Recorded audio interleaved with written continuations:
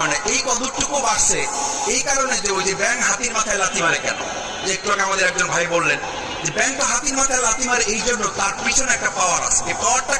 এই পাওয়ারটা হচ্ছে আমাদের বাংলাদেশ এবং বাংলাদেশের বাইরে পার্শ্ববর্তী একটা শক্তি আছে। কোনোভাবে এদেশের ওলামায়ে কেরাম ইসলামপন্থী দলকে সামনে এগোতে দিবে না। সেই যে তার শক্তি, ওই 5 পয়সা শক্তি, বলো যে 5 হাত নিচে মাটি করার পরে দেখা গেল একটা 5 পয়সার আদলি পাওয়া গেছে। তো 5 পয়সার আদলির জোরে ব্যাংক হাতির মাথায় লাথি মারে।